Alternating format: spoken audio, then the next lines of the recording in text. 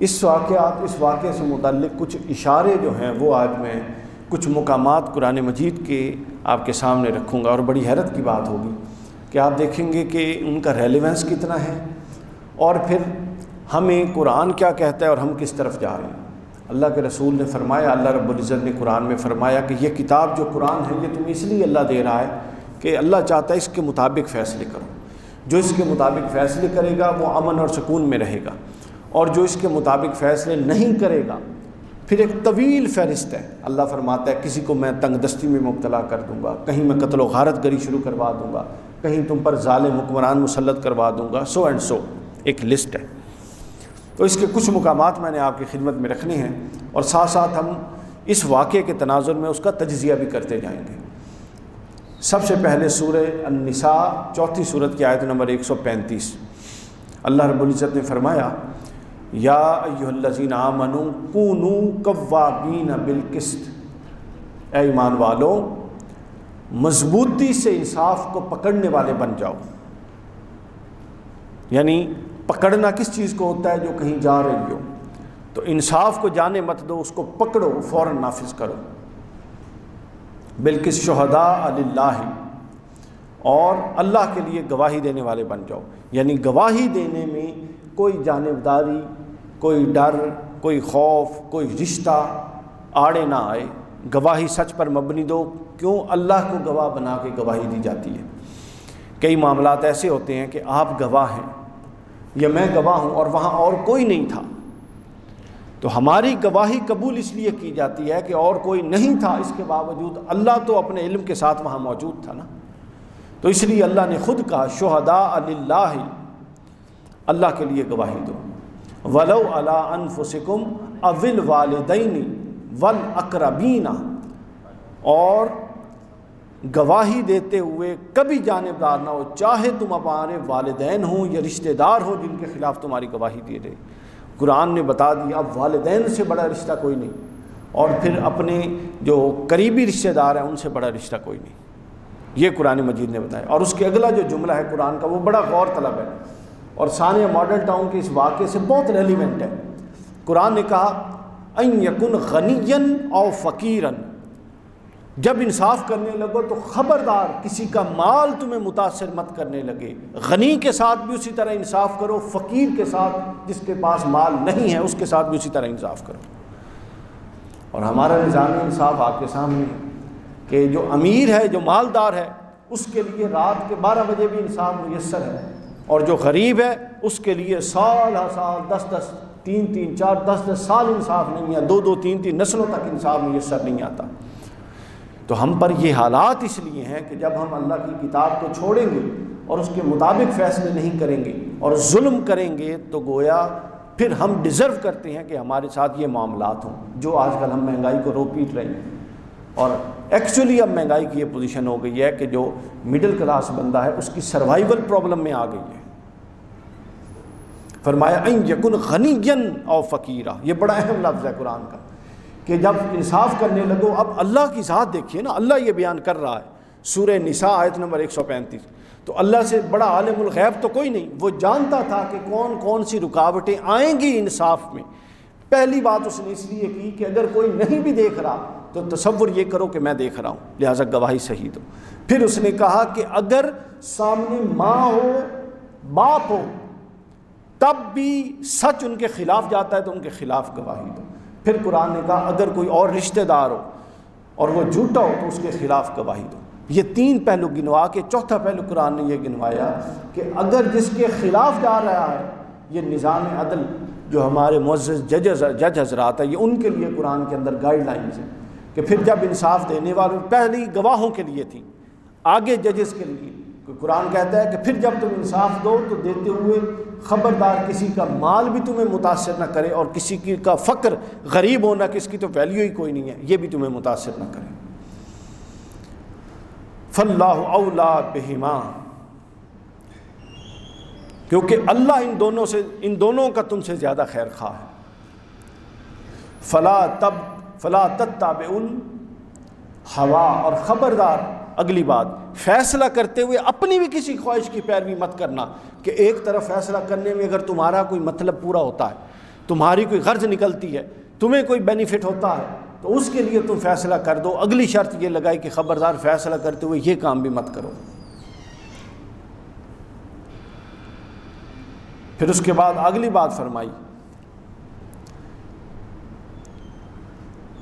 وَإِن تَلُوا أَوْ تُعْرِضُوا، اور خبردار بات کرتے ہوئے، گواہی دیتے ہوئے، فیصلہ کرتے ہوئے پیچدار بات مت کرو، کھول کے بات کرو کہ جو جرم دار ہے، مجرم ہے، اس کو صریح طور پہ قصوروار ٹھہراؤ، اور جو بے قصور ہے اس کو صریح بے قصور ٹھہراؤ، یعنی گول مول بات مت کرو۔ آگے فرمایا فَإِنَّ اللَّهَ كَانَ بِمَا تَعْمَلُونَ خَبِيرٌ، اور ان تمام معاملات میں تم کیا کر رہے ہو اللہ دیکھ رہا ہے۔ کیا شاندار ہے، پورا کا پورا نظام عدل اللہ نے ایک آیت میں پرو دیا۔ اور اس نظام عدل اور ان شرائط کے تحت آپ دیکھیں کہ مرنے والے کہاں پہ کھڑے ہیں، مارنے والے کہاں پہ کھڑے ہیں، اور عدالتیں اور ہمارا نظام انصاف کہاں پہ کھڑا ہے۔ یہ صرف ایک قرآن مجید کی آیت، اس کی روشنی میں دیکھ لیں، اور اس کو 50 دفعہ بھی پڑھا جائے تو ہر دفعہ یہ نئی پہلو سامنے لائے گی۔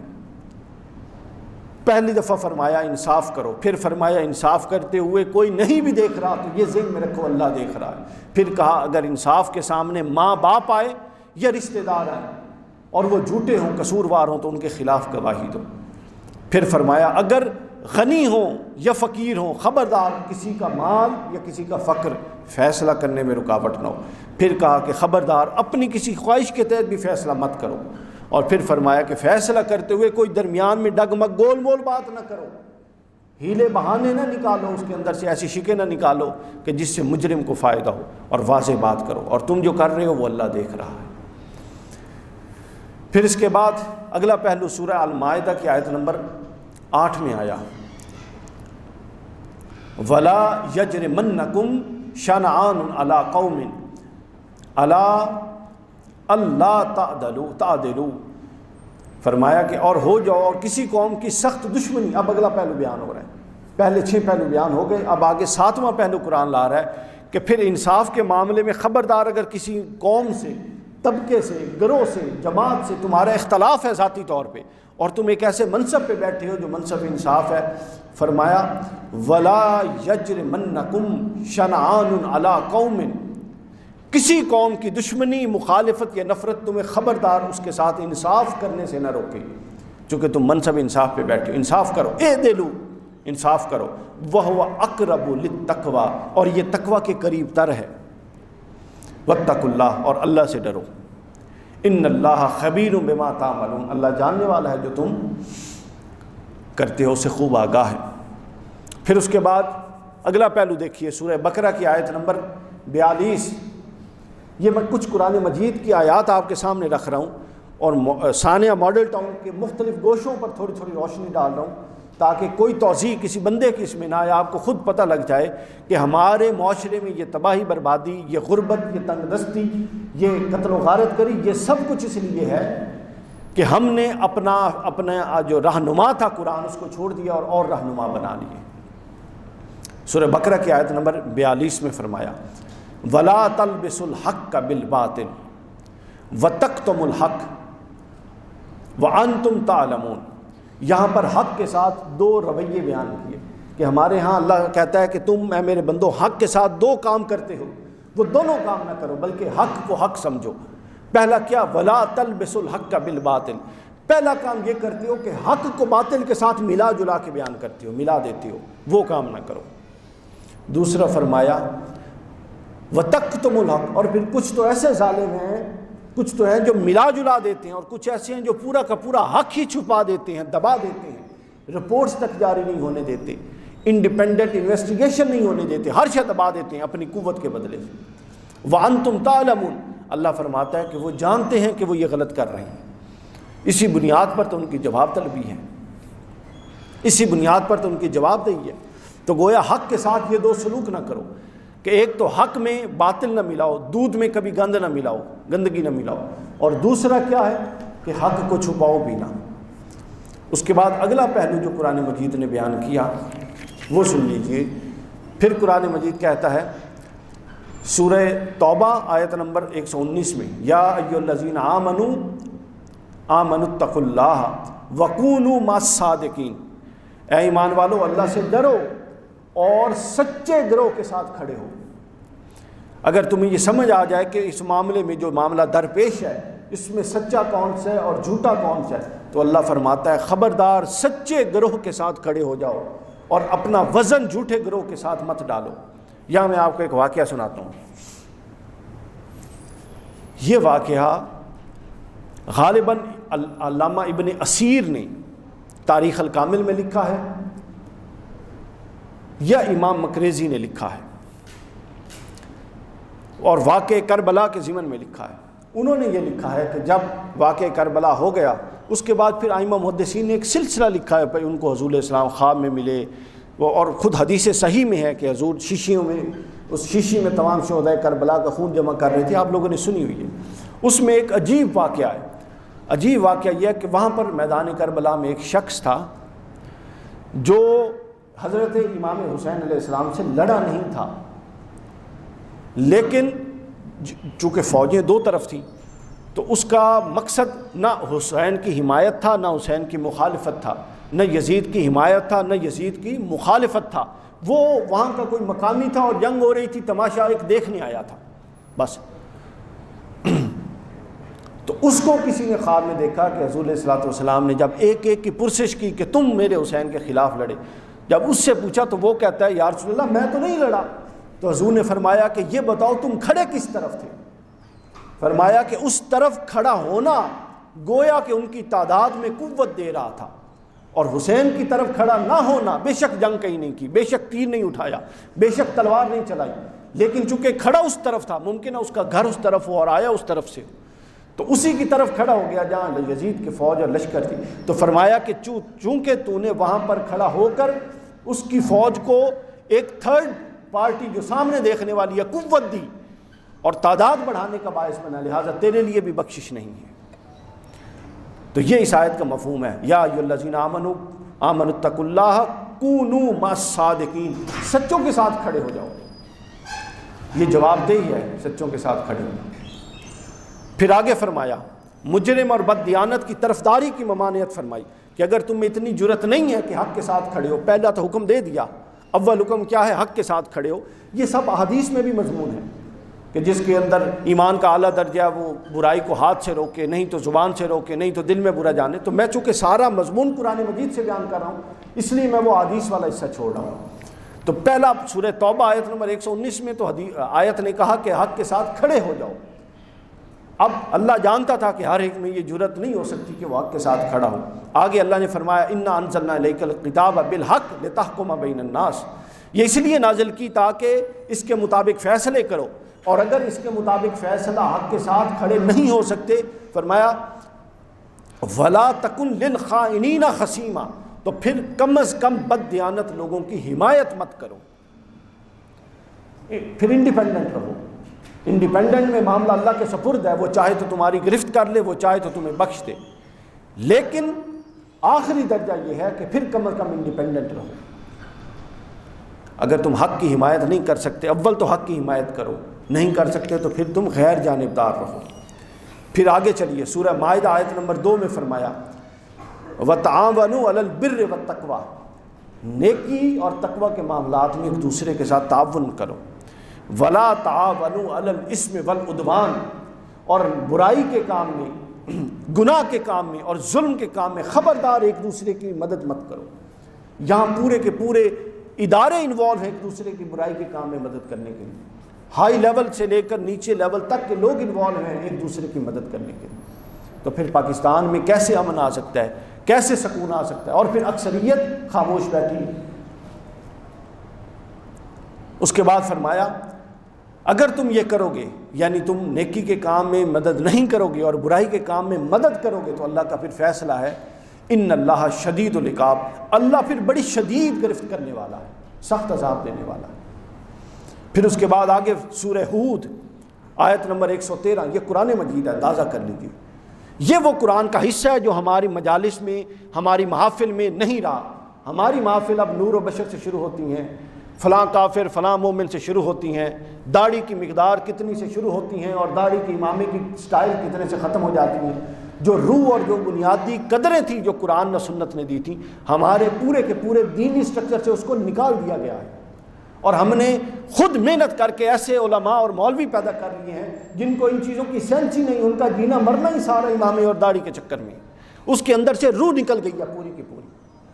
تو جہاں ظلم ہوگا وہاں آپ ہزاروں دیندار نمازی داڑھیوں والے رکھ لیں، وہ ظلم سے تو نہیں بچا سکتے۔ ظلم کے خلاف تو کھڑا ہونا ظلم سے بچائے گا۔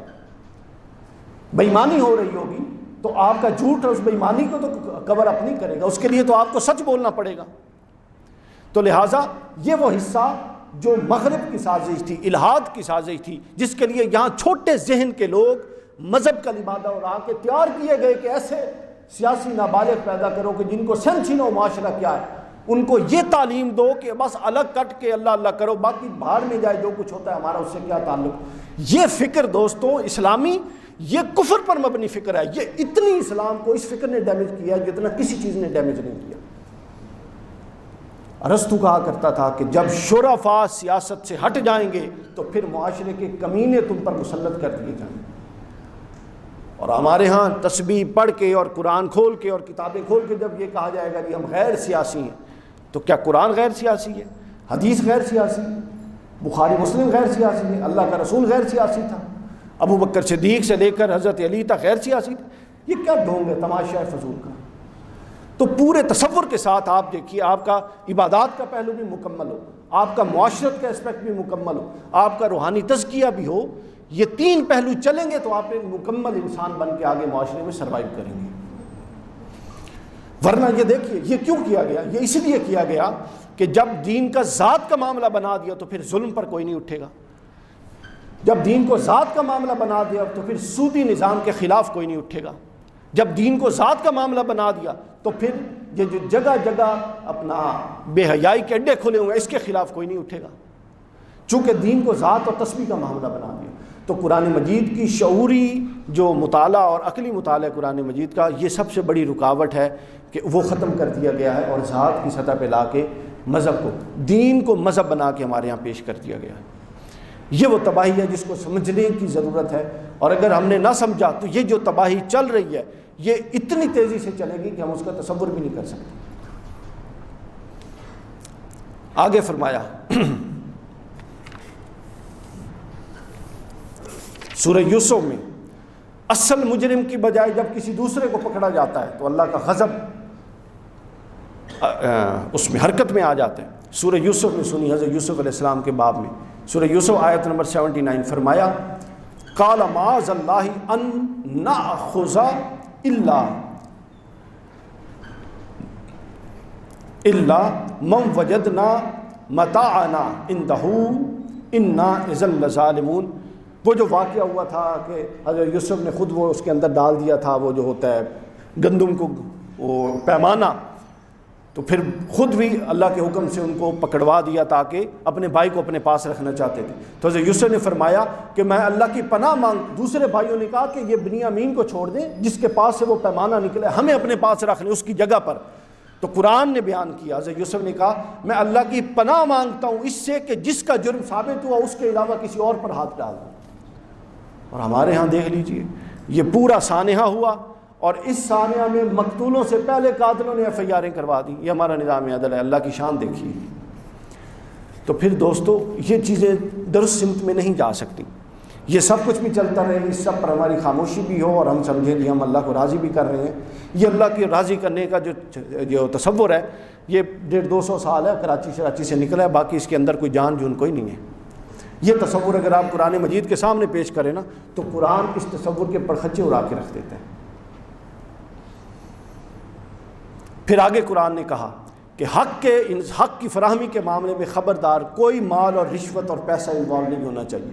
سورہ بقرہ آیت نمبر 188 فرمایا وَلَا تَأْكُلُوا أَمْوَالَكُمْ بَيْنَكُمْ بِالْبَاطِلِ، خبردار ناحق طریقے سے ایک دوسرے سے مال مت لو، جو کام جائز کرنے کا ہے مال لے کے اس کو ناجائز نہ کرو، اور نہ مال کو بطور رشوت حاکموں تک پہنچاؤ۔ وَلَا تُدْلُوا بِهَا إِلَى الْحُكَّامِ، قرآن ہے حاکموں تک مت پہنچاؤ تاکہ ایک حصہ تمہیں بھی ملے، ایک حصہ ان کو بھی ملے، ایک انصاف کرنے والوں کو بھی ملے اور سب بانٹ کے کھائیں۔ اس کے بعد قرآن مجید میں سورہ نساء کی آیت نمبر 60 میں فرمایا الم تری الی الذین یزعمون انہم آمنوا، اے منافقوں کا بیان کرتے ہوئے فرمایا کہ اپنے منافق دیکھیں کہ جو زبان سے تو دعویٰ کرتے ہیں کہ اس کتاب پر ایمان لائے اور اس کے قوانین کے مطابق چلیں گے، اور اس سے پہلے جو قوانین کتاب الہامی کتابوں میں نازل ہوئے ان پر بھی ایمان لائے، مگر چاہتے یہ ہیں کہ اپنے مقدمات شیطانی احکام کے ذریعے، شیاطین کے احکام کے ذریعے فیصلے کروائیں، اللہ کے احکام کے ذریعے نہ کروائیں۔ منافقوں کی روش بیان کی کہ یہ کہتے ہیں کہ ہم سب کچھ ایمان لائے، اللہ پر بھی، رسول پر بھی، سارا کچھ۔ قرآن فرماتا ہے وَيُرِيدُ الشَّيْطَانُ، اور چاہتے یہ ہیں کہ فیصلے اللہ کے قانون کے مطابق نہ، فیصلے اپنی مرضی یعنی شیطان کے مطابق۔ أَن يُضِلَّهُمْ ضَلَالًا بَعِيدًا، اور وہ ان کو گمراہی کے دور اندھیروں میں لے کر چلا جائے۔ یہ میں نے اس واقعے کے کچھ اشارے آپ کی خدمت میں پیش کیے، برکت کے لیے صرف ایک حدیث پاک اور پھر ہم بات ختم کر لیتے ہیں تاکہ احادیث بھی آ جائیں۔ مستدرک الحاکم کی حدیث نمبر 8623، حضور نے فرمایا کہ 5 ایسی چیزیں ہیں ان سے بچو، اگر وہ 5 چیزیں تمہارے معاشرے میں ہو گئیں تو پھر تمہیں تباہی سے کوئی نہیں بچا سکتا۔ پہلی چیز فرمائی کہ جب کسی قوم میں بے حیائی کھلم کھلا ہونے لگ جاتی ہے تو پھر اللہ اس کو ایسی بیماریوں میں مبتلا کرے گا جیسے کہ پچھلی قوموں کو طاعون میں کیا تھا، اور ہم کرونا میں ہوئے آپ کے سامنے، اور کئی ایسی بیماریاں ہیں۔ دوسرا فرمایا کہ جب کسی کام میں ناپ تول میں کمی ہو، یعنی بزنس میں بددیانتی ہو، کوئی بھی صورت ہو، صرف ناپ تول اشارہ ہے، کوئی بھی صورت ہو بددیانتی کی، تو فرمایا تو پھر اس میں قحط ہوگا، اور حدیث کے لفظ ہیں کہ اس حد تک مہنگائی کر دی جائے گی کہ لوگ کھانے کے بھی محتاج ہو جائیں گے، معاشی تنگی ہوگی، اور پھر ان پر حکمران ظلم کریں گے لیکن وہ آگے سے کچھ بھی نہیں کر سکیں گے۔ اس کے بعد تیسری چیز فرمائی کہ جب لوگ اپنے اموال مال سے زکوٰۃ نہیں دیں گے، اللہ فرماتا ہے تو پھر آسمانوں سے بارشیں روک لی جائیں گی، اور آگے فرماتا ہے کہ اگر اللہ کو زمین پر چلتے ہوئے جانوروں کی فکر نہ ہوتی تو زکوٰۃ نہ دینے کی وجہ سے کبھی آسمان سے پانی کا قطرہ بھی نہ ٹپکتا، یہ ان جانوروں کی وجہ سے ٹپک پڑتا ہے، وہ بے قصور ہیں۔ پھر چوتھا فرمایا کہ جب لوگ اللہ اور اس کے رسول کے کیے ہوئے عہد کو توڑ دیں گے، قرآن عہد ہے، ہم نے کہا کہ ہم اس کو اللہ کی کتاب مانتے ہیں تو عہد کر لیا، فرمایا جو عہد کو توڑ دیں گے تو ان پر دشمن مسلط کر دیے جائیں گے جو ان کی جمع پونجی سب کچھ لوٹ دیں گے اور ان کو کنگال کر دیں گے۔ اور آخری 5ویں بات فرمائی کہ جب کسی قوم کے حکمران اللہ کی نازل کردہ کتاب کے مطابق انصاف سے فیصلے نہیں کریں گے تو اللہ ان کو آپس کی خانہ جنگیوں میں اور لڑائیوں میں اور فساد میں مبتلا کر دے گا۔ یہ ہے وہ منظرنامہ جو آج موجود ہے، اور میں نے کوشش کی کہ قرآن مجید کی روشنی میں، باتیں تو بہت ساری ہو سکتی تھیں، صرف قرآن مجید کی روشنی میں پھر ایک حدیث بیان کر کے آپ کے سامنے رکھوں۔ تو دوستو یہ وہ پہلو ہیں جو قابل اصلاح ہیں ہماری ذات کے اور ہمارے معاشرے کے، جن پہلوؤں کے پیچھے ہم بھاگ رہے ہیں اگر یہ درست ہوں تو وہ خود سے درست ہو جائیں گے۔ تو اللہ تعالی ہمارے حال پہ لطف و کرم فرمائے، اور جو شہدائے ماڈل ٹاؤن ہیں ان کی مغفرت فرمائے، اور ان کو جلد از جلد انصاف میسر فرمائے۔ والسلام وما علینا الا البلاغ۔